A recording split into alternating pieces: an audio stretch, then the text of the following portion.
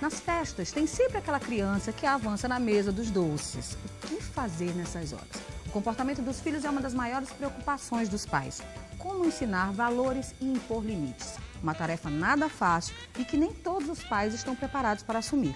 Para conversar sobre esse assunto e tirar algumas das nossas dúvidas, eu recebo a nossa comentarista de educação, Elizabeth Rodrigues. Boa tarde, Elizabeth. Boa tarde, Paula. Boa tarde para quem está sempre às quartas aqui conosco, né, nos assistindo.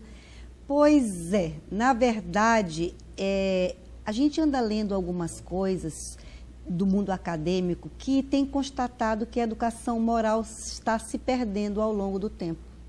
Outro dia eu estava lendo o discurso de um diretor de uma universidade em Nova York, nos Estados Unidos, e ele dizia assim: até 50 anos atrás, nós tínhamos como responsabilidade orientar moralmente os nossos alunos. Mas em nome de um cientificismo, de um espírito científico, isso foi ficando obsoleto. E isso é perverso para o jovem, porque uma educação sem moral, sem ética, acaba pela corrupção dos valores e dos costumes que a gente vê no dia a dia. Eu até estou agora... Eu componho umas musiquinhas infantis e eu compus uma musiquinha com as palavrinhas encantadas. Porque tudo tem que começar pelas primeiras palavrinhas encantadas. Então, a minha musiquinha diz assim: eu conheço o poder das palavrinhas encantadas, que em qualquer eleição, meu amigo, são sempre as mais votadas. Por favor, palavras tão lindas, desculpas são sempre bem-vindas. Aí depois vem, com licença, é o terceiro encanto. Você quer passar? Me levanto. Neste momento, é o momento em que a criança vai começando a ter a ideia de que toda a questão de limites faz parte de um projeto maior. O que os pais têm que ter em mente, assim, logo de cara, para saber que ele precisa encarar essa educação de uma forma mais, vamos dizer assim, com mais afinco? Porque tudo começa em casa, né, verdade, Elizabeth? Como é que ele pode, de verdade, na prática, ensinar valores e impor os limites? Vamos ver, não pode ser educação do não. Você não, limite não é não pode, não pode, não pode. É uma educação, eu passei uma parte da minha vida ensinando história da Grécia e me apaixonei por ela. E dentro da Grécia tem a formação do homem grego, que é a paideia, que é muito mais que educação, que cultura. É formação mesmo. É o que acontece no processo e o produto, que é a formação. São 4 virtudes que os gregos cultuavam. E essas 4 virtudes, para mim, são muito relevantes. Primeiro, a prudência. Depois vem a justiça. O terceiro é a fortaleza. E o quarto é a temperança. Então, o que é prudência para o grego? É aquilo que é. Aqui é a realidade, como você a lê, sem discriminação, sem vícios. E, na verdade, quando a gente vê no mundo jurídico, existe a jurisprudência. O que é a jurisprudência? É aquilo que os tribunais já resolveram e decidiram da mesma forma ao longo de vários anos. Então, a gente podia fazer a família prudência. Ou seja, é a forma como essa família vive. Tem hora para acordar, tem hora para se alimentar, tem hora para dormir, tem que participar da mesa. A mesa, a criança vai aprendendo a usar com 2 e 3 anos os talheres e vai aprendendo a brindar com a família. E a prudência, que é o que realmente é, e as palavrinhas encantadas que entram. Por favor, com licença, obrigado, de nada. Isto vai sendo a prudência, aquilo que a família tem como forma de viver. Não existe a jurisprudência? Que façamos, então, a família e prudência. E dessa forma começa a primeira virtude grega. A segunda virtude é a justiça. Oh, como anda em falta. Dar a cada um aquilo que lhe é devido. Então, na hora em que eu vou à loja com a minha filha e a vendedora me dá o troco errado, o que eu digo? Você me deu R$10 a mais. E o meu filho não precisa de palavras, meu filho precisa de modelos. Eu vi a minha mãe fazer justiça. Não quando lhe convém, mas minha mãe faz justiça sempre.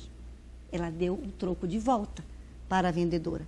Isso é muito importante. Agora, a justiça, que é um valor e uma virtude que devia ser corriqueira, vai para a TV.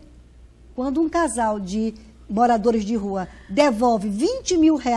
É um acontecimento. aquilo é justo? Aquilo é justo? O dinheiro não era deles? E eles receberam como recompensa o emprego. Que coisa digna, que coisa boa. É justo. A terceira é justamente a fortaleza, que está ligada à responsabilidade e à perseverança. Porque a gente sabe o que é para fazer, mas na hora que o sono bate, eu não quero acordar, mas eu preciso ir à escola. Eu não quero fazer a lição, mas eu preciso ir. Então, junto com isso, podiam entrar umas tarefas domésticas dentro da fortaleza, da responsabilidade. Desde criança, com 2 anos, já pode a criança ajudar a recolher os brinquedos. Quando ela passa para 4 anos, ela pode começar a arrumar os brinquedos sozinha. Já com 6 anos, ela começa a arrumar os livros, o material escolar. Não adianta os pais quererem que os filhos desenvolvam muitas tarefas domésticas, porque acaba ficando uma coisa esvaziada que não acontece e se perde a autoridade. Mas se conseguir, desde o início, que a criança recolha os próprios brinquedos e passe, então, a recolher os livros, acaba com aquela história de o aluno que vai estudar em casa: Maria, onde está o meu livro de matemática? Maria, cadê aquela minha caneta? Ele não tem que chamar Maria, porque a partir de 6 anos de idade, a responsabilidade por guardar o material escolar e saber onde estão os livros é dele, é dela.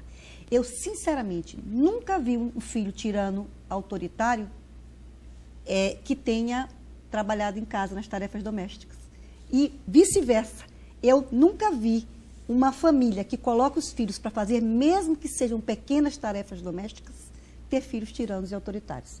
Porque o que é respeitar o outro? Na hora em que eu chego na última virtude, que eu vou falar agora, que é justamente a arte da medida, da temperança. O que é o tempero na comida? O tempero é aquele que, se passar do ponto, não fica bom. Se colocar muito sal na comida, passa do ponto. Se colocar muito cominho, você só sente o cominho, né? Aliás, o cominho é um astro que quer brilhar sozinho. Lá em casa eu peço, não põe cominho. Não põe porque rouba o sabor de tudo. Então, a arte da medida é a temperança. Então, aí entra a mesa de doces. Nessa quarta virtude entra. Então, você não pode ficar para o seu filho, não pode para a mesa de doce. Não, filho, a quarta virtude, a temperança, a medida. Eu corri para a mesa de doce, andei mais do que devia. Eu avancei na mesa de doce. Eu não respeitei o dono do aniversário. Porque, como diz Piaget, o respeito é um valor que você atribui a uma pessoa. Paula, eu te respeito porque eu atribuo a ti um valor semelhante ao que eu atribuo a mim. Então, eu gostaria que na minha festa se avançasse na minha mesa de doces, estragasse tudo que minha mãe ajudou a fazer com todo carinho. E quantas mãos eu tenho? 2. Então, são só 2 doces, meu filho. Você pega um em cada mão e acabou. Você não pode sair da mesa de doces com aquilo. Por quê? Porque os gregos são maravilhosos. É a temperança. Não há de haver exagero. Pois é, mas assim, o que a gente... Eu pelo menos, eu já vi várias vezes em festas, o que a gente vê é assim, o filho aprontando todas lá na mesa.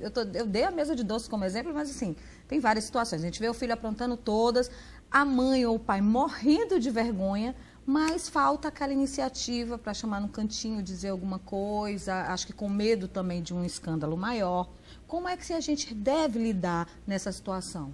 O nome disso são poucas e boas.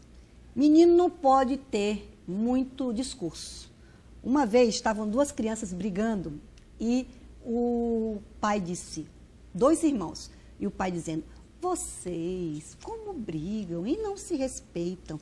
Eu, na época que era com seu tio, meu irmão, nós não brigávamos, nós nos respeitávamos. Aí o pequenininho respondeu para ele: vai ver, o senhor e seu irmão, meu tio, foram mais bem educados. Olha isso, olha a situação. Então, quem começa a passar sermão para menino, ouve o que não quer. Tem que ser o seguinte: tá brigando? Com licença, vamos separar, cada um para o seu lado. Mas que pena, nós íamos ao cinema, mas vocês realmente vão perder o cinema de hoje, porque estavam brigando. Ao invés de ficar, quem começou? Foi você? Não, aí eles vão ficar, poxa, meu irmão, nós pisamos na bola. Começamos a brigar, perdemos os 2 o cinema. No caso do aniversário, filho, olha, vamos parar, entendeu? Não é para fazer. E quer fazer? Muito bem. Quer chorar? Chora. A gente deve procurar dizer o não consistente e não toda hora. Que aí o filho quer, mãe, eu quero brincar na casa do meu coleguinha. Não, eu quero. Não, o não fica muito comum. O não tem que ser guardado para aquela hora. E é justamente na hora em que ele vai avançar ou ele vai correr, pular. Outro dia eu estava com um amigo meu me dizendo lá no cabeleireiro dele que uma criança pulava de sofá em sofá. E ele já não sabia. Eu fui a uma festa e o músico não sabia se tocava ou se defendia dos ataques de uma criança de 3 anos que passava a mão no violão dele. Já, já, já. Nossa, e a mãe dizia, meu filho, ou... Não obedeceu? Venha cá. Leva ele lá para dentro do banheiro do aniversário. Olhe, a nossa maneira de viver é esta, estamos conversados. Aí a mamãe dizia para mim outro dia, no meu tempo, meu pai me olhava, a gente se tremia toda e todo mundo fazia nada. Hoje meu filho nem está aí para o que eu digo. Eu posso olhar à vontade que não vai Eu posso olhar, ele fala, tá olhando o quê, mãe? Não está nem aí. Como é que funciona isso? É verdade. Funciona que estão as duas erradas. O pai olhava, era um autoritarismo, era uma heteronomia, era uma autoridade que vinha para cá. Mais adiante a gente conversa como é realmente. A gente vai fazer o seguinte, vamos fazer para o intervalo comercial rapidinho e eu volto já com a Elizabeth aqui. Mande suas perguntas para a gente que a gente vai continuar conversando sobre esse tema.